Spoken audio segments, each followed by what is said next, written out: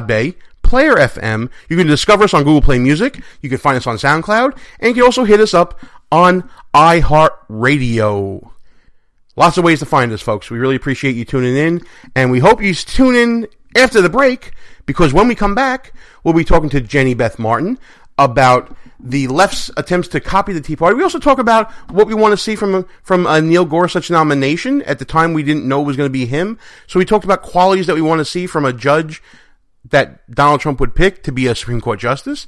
And we also talked to Cynthia Garrett about the so-called Kangaroo Courts popping up on campuses thanks to the Obama administration and what can be done to stop them. Gene Baradelli behind enemy lines. Russ Gallo can't make it this week, but don't worry, I'll be back right after these brief words.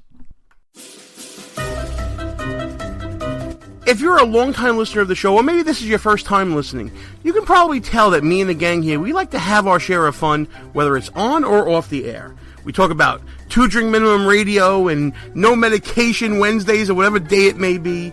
That's why when we found the people at Less Government, More Fun, we knew it was a match made in heaven with this show. Folks, we live in a time where government is out of hand.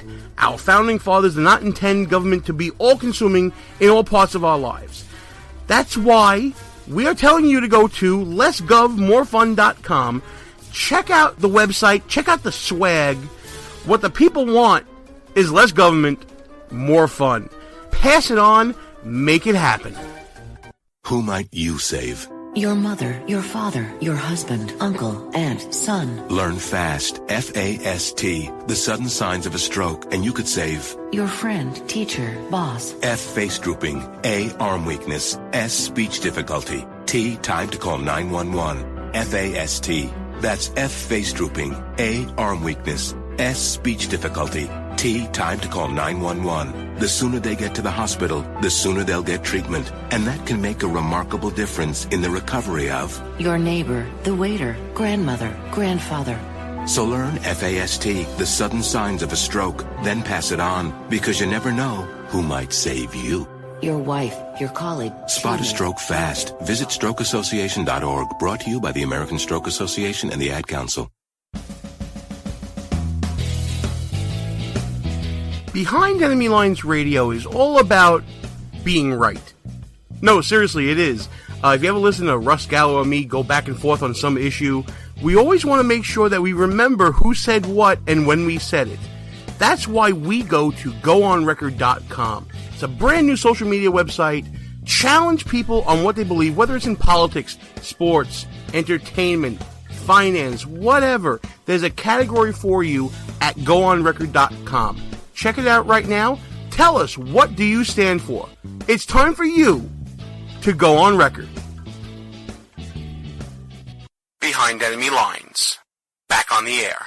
Gene Baradelli, back behind Enemy Lines. Joining me on the line right now, it's a pleasure to welcome to the show, Tea Party Patriots President and co-founder, columnist and contributor to the Washington Times. We're going to be talking about the error of Trump and how the left seems to be copying exactly what she did. Jenny Beth Martin, hi, how are you? I'm great, how are you?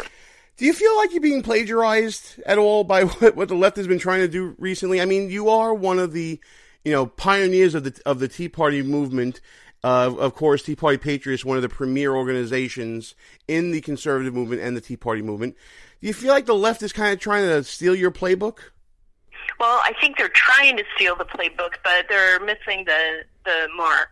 They're definitely having protests and events around the country, but they're falling short of what we did as we began with the Tea Party movement.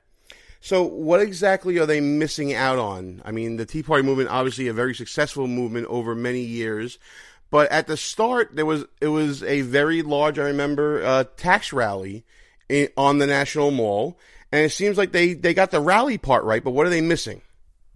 Well, they did get the rally part right, but when we first started, we did not have big money or 50 different groups on the right who were already established helping us organize. So they've got a bit of a leg up that we did not have. as far as being paid for by George Soros, and there are apparently 50 national organizations who've been helping them. We were struggling to be able to pay for the jumbotrons and the barricades and the necessary AV equipment at the Atlanta Tax Day Tea Party back in 2009. But go ahead. No, well, I was going to say, so obviously what they're missing out on is that this is a populist movement, the Tea Party movement, that was not born of any single ideology. It was just a group of Americans gathering around a common issue, and that was frustration with the way government was operating. Yes, frustration with the way government was operating, and specifically with the stimulus bill that was moving through Congress. And that was on the heels of President Bush's bank bailouts and the TARP bills. So it wasn't just with President Obama, but it was also with Republicans. So both parties, we were upset with the overspending from both parties. Then there's really, if you're going to look at what the left is doing, there are a few things that they could learn from the way that the Tea Party worked. The first thing is you've got to be for the rule of law. We did not have to go around saying we are a peaceful movement, do not be violent, do not break the laws, because the people in our movement knew that already. And they've got protesters who are leaving messes behind, who are damaging property, who are just not being respectful of the rule of law at all. They don't respect the system. They don't seem to respect the system the same way that the Tea Party does. We love our country so much that even when we don't see the results that we want to see, we understand that it's a system that produced it, and we love and respect the system. And by that I mean, like in 2012, President Obama was reelected.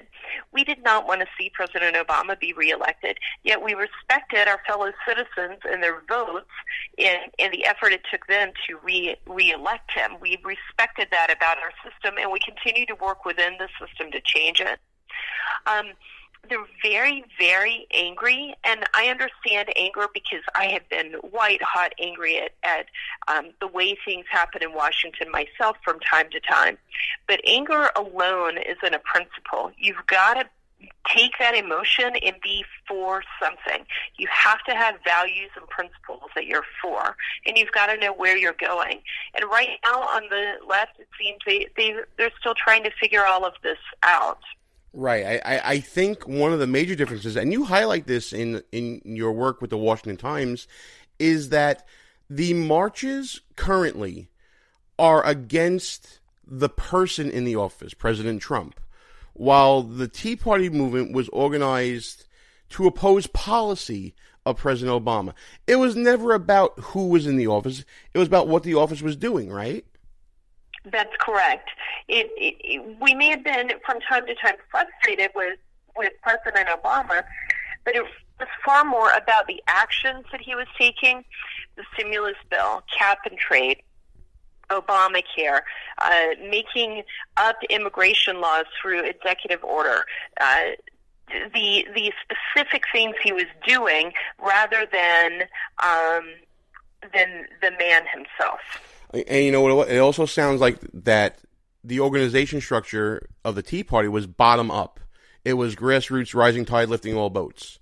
The organization of these marches seemed to be top down from organizations supported by, in part at least, George Soros and others, in that ilk, right?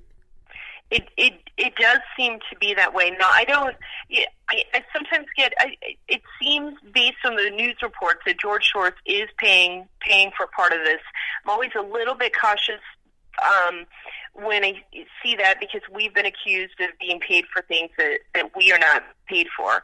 But we've seen Craigslist ads that are calling for paid or protesters to come out and be demonstrators to show up. And then I also have seen things on Facebook and social media where there are people who are going, they've never been to a protest before at all, and they're just going out and expressing themselves. Yeah, So there's I've never definitely money there helping them organize, but I do think that there are also volunteers showing up at their events. Right, but I've never seen a conservative, or I've never met a conservative, I should say, that showed up to a rally just because they were getting paid, for sure. You know what? Enough about these guys, though. I want to get to talking to you about, President Trump, and we are in the era of this new president, just starting out week 2. As a Tea Party conservative, how do you feel about how President Trump has gone about his business thus far? Well, I think that what we're seeing can be summed up with promises made, promises kept. He is keeping the promises he made during his campaign, and it's refreshing to see that happen. He's doing what he can to ease the burden of Obamacare to the extent allowable by law. He's working to enforce the immigration laws, not create new immigration laws, but just enforce the laws that are on the books. He's putting a pause on the Syrian refugees to make sure that the vetting is happening in a way that is as thorough as possible to protect our country. We know that pause will be lifted once he and his administration is certain that the vetting is going as far as it can. We're going to see a Supreme Court nominee named, I believe, tomorrow. And I would have every reason to expect that Supreme Court nominee will be from the list who he said he would pull from during the campaign. And so we're going to see a constitutionalist get on the Supreme Court. We're going to have a lot of work to do to support that person. But it's very refreshing to see someone who is elected to office who is keeping the promises he made when he was running for office. How important is it to you and your organization and your supporters that he does indeed follow through with picking an originalist for the Supreme Court? I mean, that's the reason why a lot of conservatives kind of held their nose and voted for him, right? Yes, I think that is by far the thing they voted on more than just about, regardless of where they stood in the primary. Once the general election came around, the Supreme Court was the unifying factor for people within the Tea Party and even regular Republican voters who I met around the country.